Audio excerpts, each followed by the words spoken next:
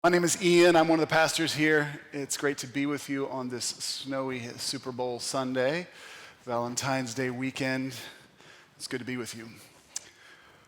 Jessica is married to the best man at Jill's and my wedding, and I met Jessica actually at the same time that my best man Tim met her. We were on a backpacking trip in Spain in 2002.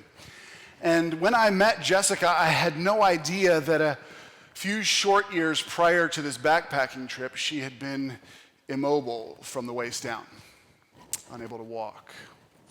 Jessica was a college athlete. She ran cross country, and her training regimen was usually something like 5 miles a day. And partway through her sophomore year, she began to feel a tingling sensation, kind of like the pins and needles in her feet, the bottom of her feet, and sometimes coursing up her calves. And then she stumbled once or twice while climbing the stairs, and it was enough to cause her to get in touch with her parents. And her parents are wise enough to set up some neurological exams.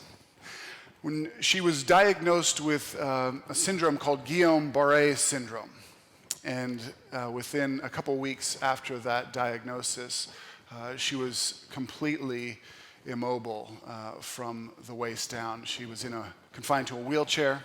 Her dad would carry her from the wheelchair to the car and up the stairs to bed.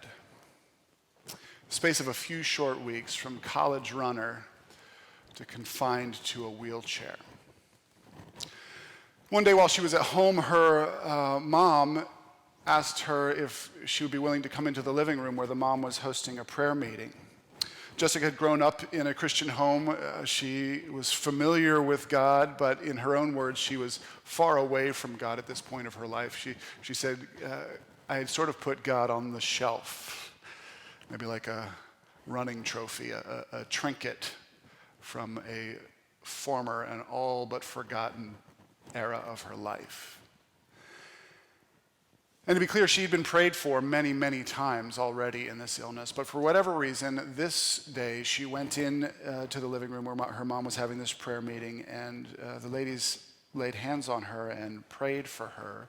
And she began to feel warmth and sensation in her feet and legs. And she told them, and her mom said, well, do you want to try standing up, Jess? And she stood up, and her mom pushed the chair away, and Jessica walked from there into the next room. And now, this is 20 odd years later, she enjoys running again. She lives in Colorado, where she hikes with her very energetic husband and teenage kids. Today, we are going to be in this story about a miraculous healing. And I want to acknowledge that this brings up a lot of things in us. For many of us, most of us in 2022, it brings up a lot of skepticism. For some of us who have dealt with chronic illness, it brings up pain and tenderness. For some of us who have prayed prayers longing for God to do something like that for Jessica, or like for the man in this story, it brings up hurt. So I'm going to try to walk gingerly this morning, but I invite you to journey through this story with me. Let me just ask for God's Spirit with us, and to be clear, if you're a guest here, if church is new to you, it seems like we've prayed a lot already this morning. And that's just because we believe God is alive, that he's real. And if he is alive and real, and if he did inspire these words to be written 2,000 odd years ago, then I think you'd agree it just makes sense to ask him to help us to understand it, help us wrap our minds around it, help us appropriate it into our lives today, help us submit to his otherworldly authority. So I'm going to pray, and then I'll be right back with you. Father, come among us by your Spirit. I believe you're already here. Thanks for inhabiting the praises of your people, as you say that you will. That when we gather to give you honor, authentically, that you show up, you come to be with your people, you love to be in relationship with us, and you come in your presence by your Spirit. So just asking that you would do that this morning, and that you would give us gentleness this morning, that you would give me gentle words, and that you would help our hearts to respond to you with trust, with faith, with courage, and with wisdom in difficult passages like this one. I pray this in the powerful name of Jesus. Amen. We're a few weeks now into a series in John's gospel, John's telling of the life of Jesus, that we're calling Live. Live. Because it seems like Jesus has a succession of encounters with people where in some form or another he's inviting them to experience an otherworldly life. Not life along the kind of biological categories they've known, not even life along the religious categories they've known, but a different life, a fuller life, the life that he enjoys in relationship with the Father, and a life that he begins hinting lasts beyond the grave. And we've seen him invite people into this already in a series of ways, from talking with Nicodemus, a Jewish scholar, about being born again from above, or talking with this Samaritan woman, a foreign woman at the well, about receiving living water. And today, again, he offers sort of an invitation to this man. Verse 5 tells us this man has been ill for 38 years. 38 years is a long time to be sick. I bet we have some 38-year-olds in here. If you want to know what 38 years looks like, just look at Pastor Ken. That's a long time. Long time. And as we've seen, often these gospel writers, when they use numbers, very often they're wanting it to be kind of like a hyperlink to connect our minds to earlier parts of the story. And I wouldn't be surprised if that's going on here, because his Jewish audience would have heard 38 and they would have been like, oh yeah, 38 years. That's what Deuteronomy chapter 2 tells us. That's how long the people of God were in their own struggle in the wilderness. That's how long they were just barely eking out living in this harsh, difficult environment where God provided for them until he released them into the promised land. And so maybe John is hoping that people are going to hear in the story of this man who has suffered for 38 years their own national story. That's all background, but I don't think we want to forget the foreground, which is that this is a person who has suffered for a long, long time. And some of you have dealt with chronic illnesses, and you'll know that beyond the pain and beyond the sort of disabilities that can come with them, there's isolation. There's isolation that can happen as a result of infirmity. At first, it's good because your friends and family rally around you and they show a lot of compassion and help. But then as the illness grinds on, right, your friends move on. Your friends, it just kind of fades, the illness fades into the background for them. It's almost like it becomes a clear pane of glass, and they see you, but they're just looking right past the illness until it's almost like every once in a while you'll catch on their faces as they see again the illness, and they are remembering for that moment what you never have the luxury of forgetting. And so it can feel like you are stuck in a place of pain, unwellness, while others just move on. It can be a very isolating experience. And I'm sure that was the case for this man, who probably relied upon his friends to get him to this particular pool where he would wait for healing. And economically, he was probably, that was not a knowledge economy like ours. He was probably limited economically to what people gave him because they loved him or because he held out his hand. Very isolating experience.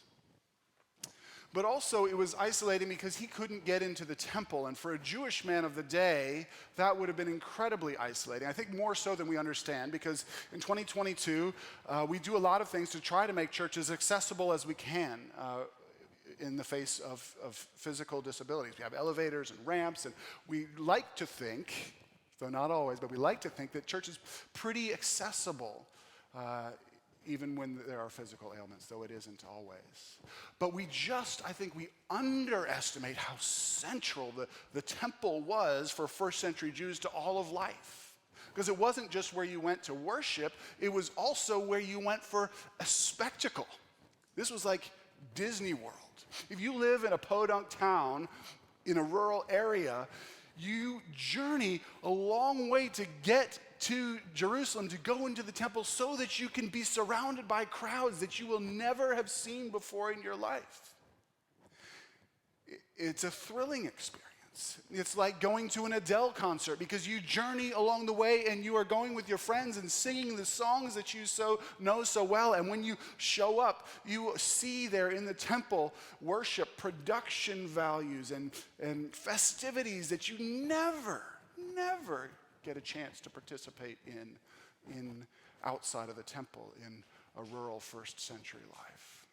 It was also like the Homewood campus of the day, because if you live in a rural setting, maybe if you had a fairly well-known town with a little school for rabbis, you might get a wandering lecturer who would come through every year or so to stimulate your minds. But aside from that, if you wanted to have your mind stimulated with the best teaching of the day, the most provocative thinking of the day, the temple courts was where that happened.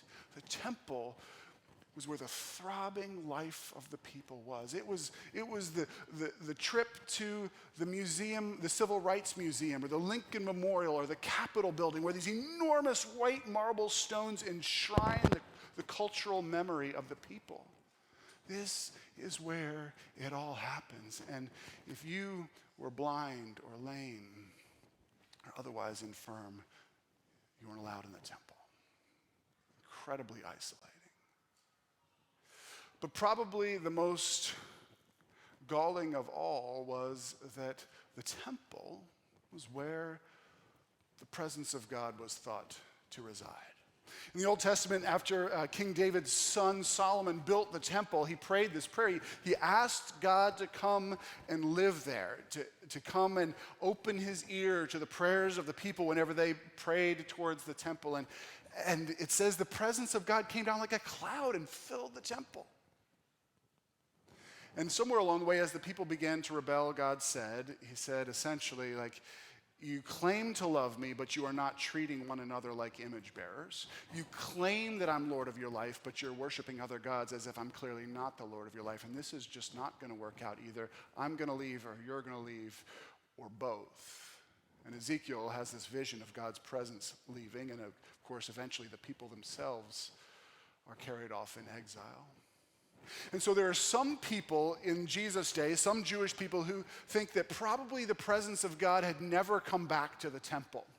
Even though many of the people are back from exile, the people are in the land and are worshiping there. There are some Jewish people who thought maybe the presence of God is not back there behind the curtain enthroned between the cherubim. But the dominant Jewish view, and most likely the understanding of this man who was laying beside the pool, was that if you want to get into the presence of God, if you want to be near God, you've got to be in the temple. Incredibly isolating. The theologian Marva Dawn, who writes out of her own experience of chronic illness, says that we can our sense of isolation is amplified as a result of comparing ourselves to others. And you see, in a sense, this comes up in verse 7 when the man says to Jesus, I try to get in there, but somebody else whose infirmity is not lameness always gets there ahead of me. This illness can be cured by swallowing this pill. Shame you can't swallow. She says this: one of the worst problems with which we struggle in our infirmities, or at least I do, is that we're slowed down or even incapacitated by them. We develop an inferiority complex because we haven't fulfilled all of our goals or been as productive as someone else. When we get into such comparisons, we are in trouble, for we can always find someone who performs better than we do. Let us acknowledge that this compulsion to keep on piling up achievements is a mistaken response to the deepest hunger of our lives, which is actually a hunger for the presence of God. Marva Dawn quotes another superb theologian who's dealt with chronic mental illness, Yale PhD, Episcopal priest named Catherine Green McCreate, who says that one of the best things that we can do as Christians who are suffering with chronic illness is we can borrow the faith of others. She says we can ask people, come take care of me, come pray for me, come into this struggle with me. But she says, in corporate worship, if we can get into corporate worship, we don't even have to ask. I love that Shara Khan alluded to this morning. We can, if we don't feel like we've got the faith or got the joy, we can listen to the faith of others. Somebody else singing on our behalf, expressing faith and worship on our behalf. And I love that image.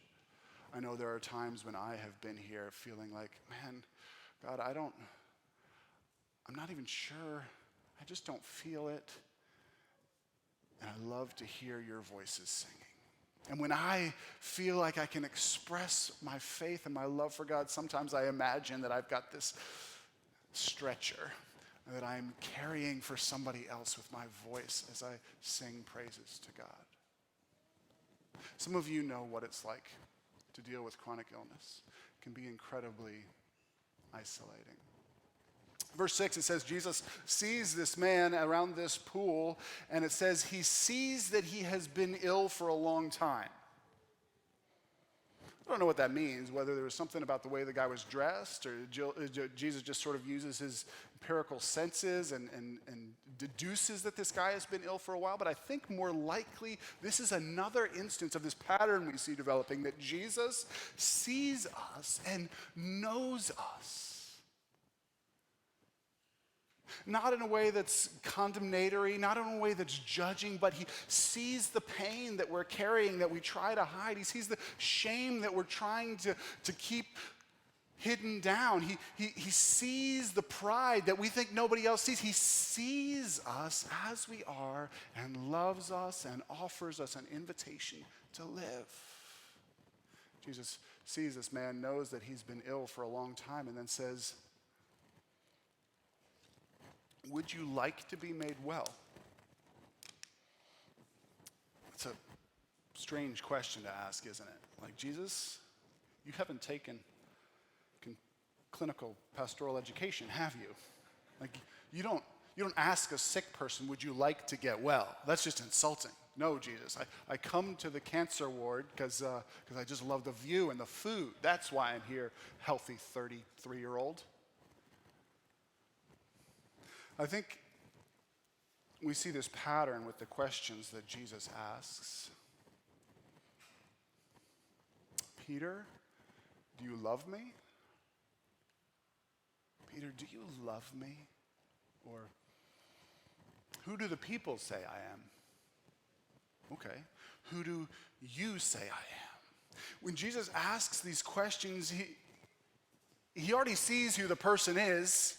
He's not so much after information as he is after a transformation. He's not so much trying to get them to give him knowledge that he doesn't have, so much as he is inviting a response out of them. He's precipitating some sort of movement of desire or of trust. Remember that old Disney movie, Aladdin?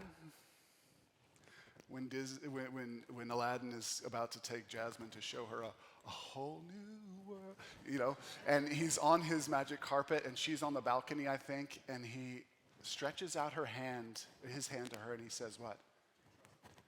Ken's got it. Do you trust me? And she's like, what? He says, do you trust me? And she says, yes, as she takes a step. I think that's what Jesus is inviting this man here to do, is to take a step toward trusting him. Take a step toward trusting him. And the man, verse 7, begins to explain all these reasons that he hasn't been able to be healed so far. Somebody else always gets there ahead of him when he wants to get into the pool. When the magic waters are working, he can't get there. Somebody else gets there ahead of him. And that's why he's been stuck here for 38 years. And Jesus just says, pick up your mat and walk. Pick up your mat and walk. And like that, the man is healed. He picks up his mat and walks. And there's this fascinating scene where as he's walking down the streets toward the temple. By the way, do you know how far away he's been lying from the temple all these years, just wishing he could be there? Put it in perspective for you. Many of you parked in the Waverly Farmers Market lot today and walked here, the one block. That's about how far it is. From that parking lot to this building is about how far this man had been lying for 38 years, unable to get into the temple, wanting to be in the presence of God. And he's got his mat and he's walking down the street, and the religious leaders see him, and where Jesus had seen him and known that he had been hurting for 38 years, they see him and they immediately see that he's breaking a rule. And I find that really insightful for many of us who consider ourselves to be people of God, who know the way of God and walk in the way of God. And do we? Are we more like Jesus, who see people and know their pain and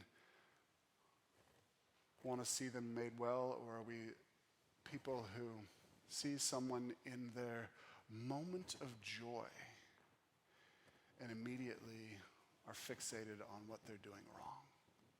And I say to him, "What are you doing carrying your mat on? It's a Sabbath. You can't work on the Sabbath." And the man says, I love this, he's like, "Well, the guy who in the blink of an eye healed the illness that I'd had for 38 years, he told me to get up and carry my mat. So it just seemed like a good thing to do."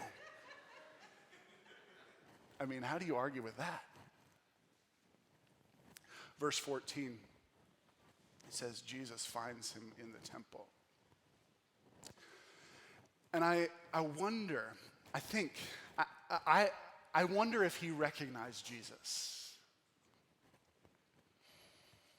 For the first time in 38 years, standing eye level to another man, looking into the eyes of this very, very ordinary, wandering Jewish teacher, laborer. And I wonder if he saw in those eyes the living presence of God. I wonder if he was there in the temple and realized as he looked into Jesus' eyes that the very presence of God he had gone to the temple to find had actually found him outside the temple, a block away among the lame and the blind and the sick. Did he realize that this man who had said, "Do you want to be made well? Pick up your mat and walk," was the one who in a sense stood enthroned between the cherubim on the other side of the curtain in the Holy of Holies? Did he realize that this one who had offered him life and invited him into life was its author? It doesn't say. It doesn't say whether he recognized Jesus or not. But I think that's astounding that Jesus hadn't even told him his name. So different than the way we do things. In fact, it seems to run against the grain even for the first century, because a couple chapters later on, Jesus' brothers in chapter 7 are going to come to him and be like, "Jesus, let us help you out with your PR here. Like, we can help you build a platform. We need to get these miracles out where they're seen." Here Jesus heals a man and then melts away into anonymity. I love that. At a church that I used to work at, sometimes I would take people along to do hospital visits and try to coach people in how to bring people comfort in the hospital. And I would say things like, when you walk into a hospital room, even prior to COVID, most of us were like trying not to touch anything. We'd just sort of hover ethereally in the middle of the room and act nervous. I'd be like, pull up a chair if you can, lean on the edge of their bed if you can, like make evidence that you are bodily there. If they give you permission, put your hand on their body so that they can feel that you are there. Your presence matters. And I remember one time going on a hospital visit, and one of the custodians of the church came along with me. And we got in the elevator, and immediately he just started bringing comfort to people who were riding the elevator. And we get up to this room, and he just started amazingly, in ways that I had never seen before, ministered to the person that we were there to see. And I said, "You are so good at this. Like, did you do clinical pastoral education?" He laughed at me. He's like, "I spent a lot of time in a hospital when I was younger. And I know how isolating and hard that can be. And I just, whenever I get a chance, I try to go there and bring people some comfort." But you'd never have known it. His job's custodian. Never talked about his giftedness in this area, just melted away into anonymity, but brought people incredible joy and comfort in the hospital.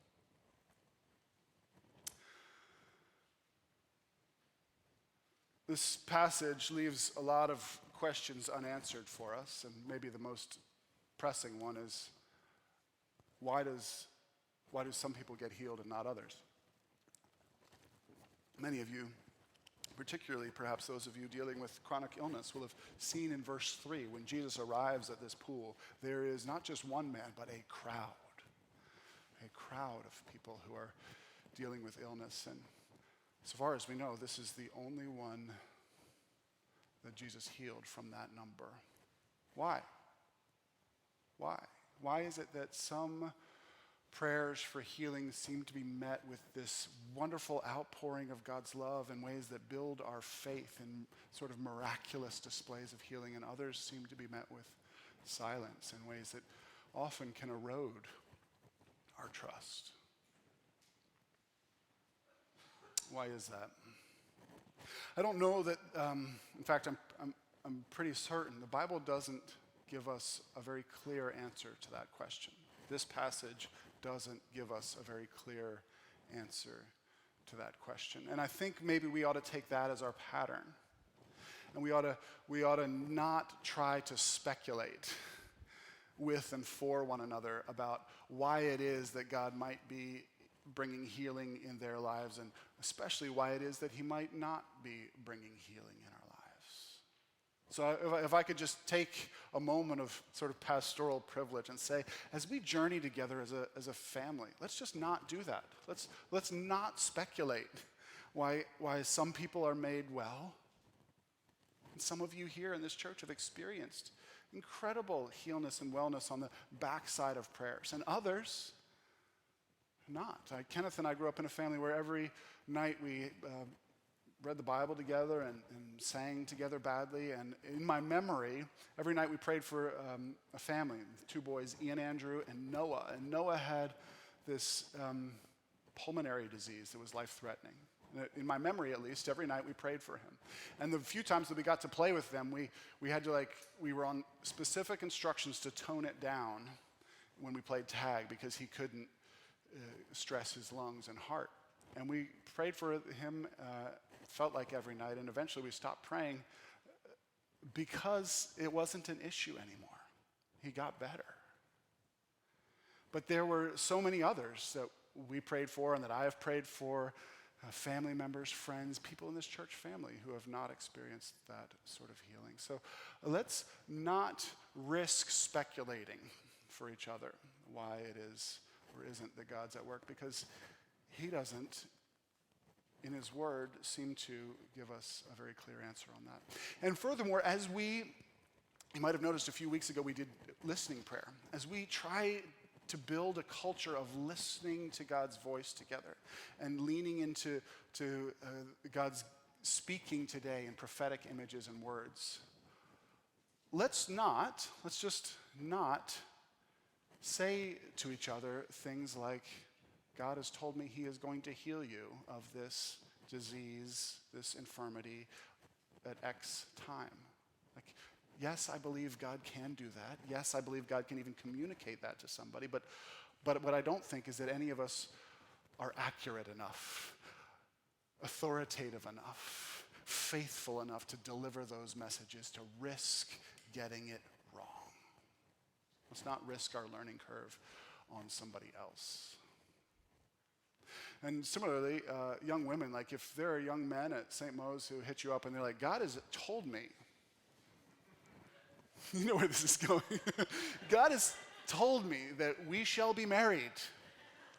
You can pronounce him a false prophet, and we can all gently stone him. I'm kidding. I'm kidding, of course. And some of you will realize I'm just trying to make you to laugh, to realize that I haven't, to distract you from the fact I haven't answered the question. And it's true, I haven't. I don't think the Bible tells us clearly why God heals some people and not others. But I think maybe John is giving us breadcrumbs here. Because as much in the first century as Jewish people weren't allowed into the temple with infirmities, in other Jewish communities like the Essenes probably who gathered on Qumran, people with lameness and blindness weren't even allowed in their community meals, we see a different picture in the prophet Isaiah. And it's the prophet Isaiah who Jesus takes on his lips in the three other Gospels when he starts his ministry. Remember he says, God has anointed me to proclaim freedom, healing.